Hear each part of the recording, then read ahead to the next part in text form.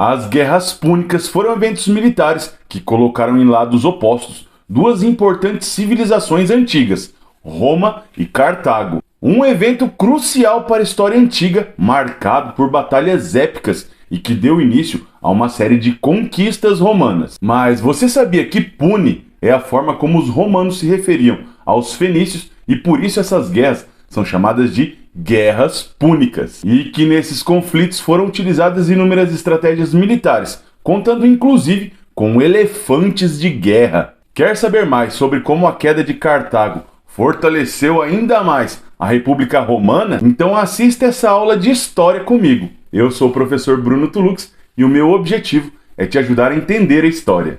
Durante o período republicano, Roma já havia experimentado uma considerável mudança política, uma vez que o poder político já não estava mais nas mãos de um rei, mas sim da elite patrícia. E é evidente que essa conjuntura social e política impactaria também na economia dessa importante cidade da antiguidade. E justamente nesse aspecto, motivada pela conquista de novos territórios e, consequentemente, da conquista de mais mão de obra escravizada, o exército romano se lançou em direção ao mar Mediterrâneo em busca de novas conquistas. E vale a pena ressaltar que antes do início das guerras púnicas, Roma e Cartago eram cidades aliadas e mantinham vários acordos comerciais.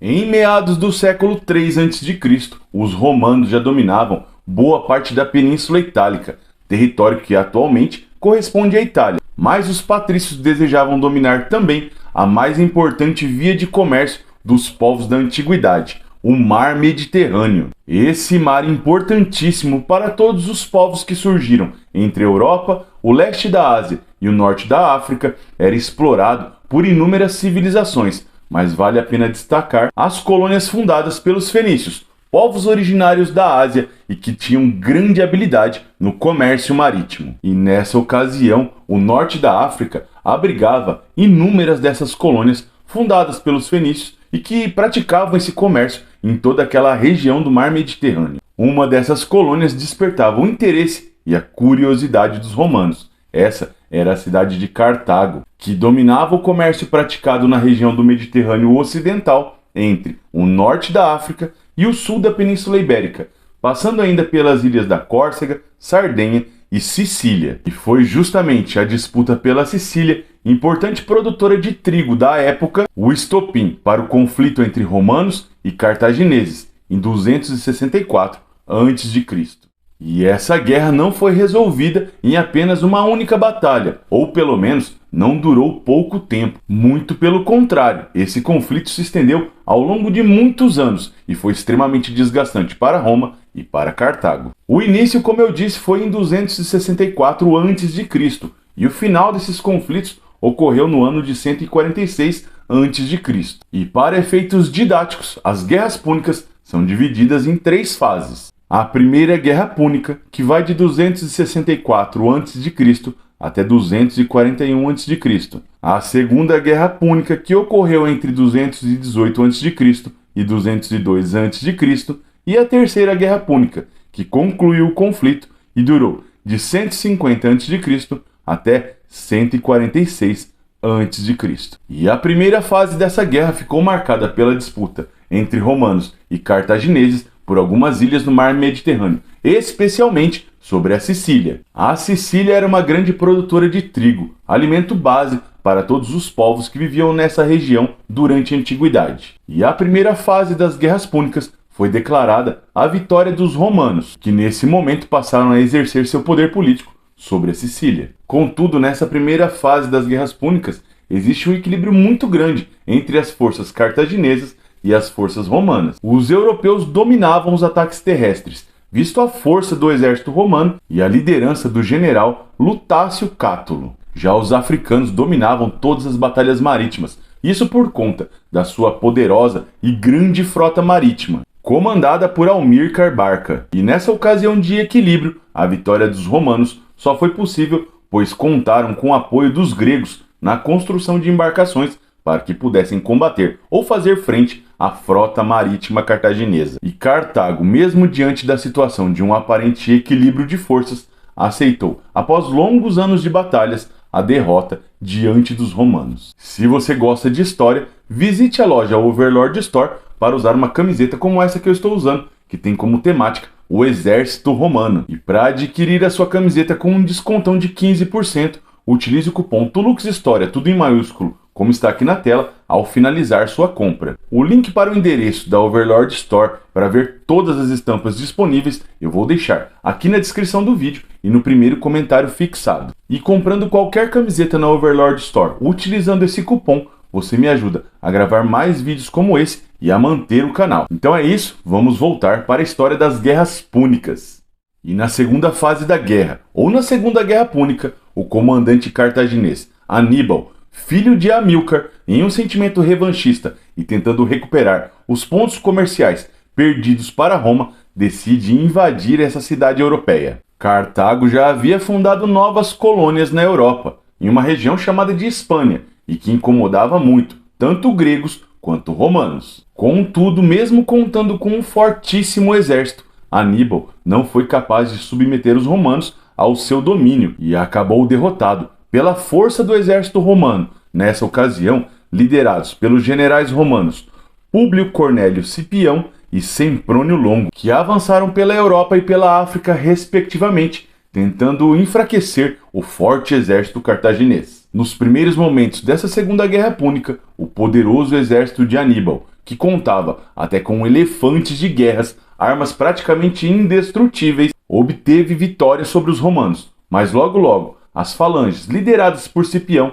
reverteram essa situação em favor dos romanos. O desfecho dessa Segunda Guerra Púnica foi muito caro para a cidade de Cartago. Além da derrota militar, os cartagineses também tiveram que abrir mão de suas colônias na Europa, lá na região da Espanha, e também de outras colônias no norte da África. Já a Terceira Guerra Púnica marcou a hegemonia de Roma sobre Cartago e colocou fim definitivo a esses conflitos. A resistência e a manutenção do comércio praticado por Cartago incomodava as intenções econômicas e expansionistas de Roma, tanto que nessa última fase da guerra, o exército romano invadiu, saqueou e incendiou a cidade de Cartago. E para demonstrar o seu poder, mesmo após a vitória e a submissão de Cartago, os romanos salgaram a terra de Cartago para torná-la estéril, referindo-se a essa região como uma terra amaldiçoada, onde nada nasceria, forma de também valorizar a vitória romana, uma vez que Cartago era uma cidade amuralhada e muito bem defendida. E toda essa destruição contou com o apoio dos magistrados romanos, em especial do político Catão, conhecido como o Velho, que imortalizou em um de seus discursos a seguinte frase: "Delenda est Cartago", que em uma tradução seria algo próximo de "Cartago deve ser destruída". E é evidente que todos esses acontecimentos estão relacionados a uma política expansionista e comercial de Roma, e que via na antiga colônia fenícia um dos seus maiores obstáculos. E se essa aula de história está te ajudando a entender mais sobre a história de Roma, eu fico muito feliz. Mas não se esqueça que o seu apoio é fundamental para que eu possa gravar mais vídeos como esse. Então deixe o seu like, o seu comentário e compartilhe esse vídeo com outras pessoas que também podem se interessar por esse assunto. E essa simples ação, que pode parecer muito pouco para você, para mim tem um valor muito grande, porque fazendo qualquer uma dessas coisas, você me ajuda a engajar esse vídeo e tornar o canal mais acessível para que outras pessoas também possam se beneficiar com essa mesma aula. E se essa é a sua primeira vez assistindo um vídeo meu, se inscreva no canal. Dessa forma você passa a fazer parte dessa comunidade histórica e não irá perder mais nenhum vídeo que eu posto aqui no canal. E agora vamos voltar a falar sobre os romanos. E após essa impactante vitória, os romanos impuseram sua dominação para outros povos que também utilizavam o mar Mediterrâneo como via de comércio. Contando com a força do seu poderoso exército, os romanos passaram a dominar também a região do mar Mediterrâneo Oriental. A conquista e o domínio desse importante mar fez com que os romanos, ao longo do tempo, passassem a chamar o mar Mediterrâneo de Mare Nostrum, ou o nosso mar numa tradução literal, expressão que faz uma alusão à hegemonia romana nessa região do mundo. E essas conquistas territoriais impactavam também na economia romana,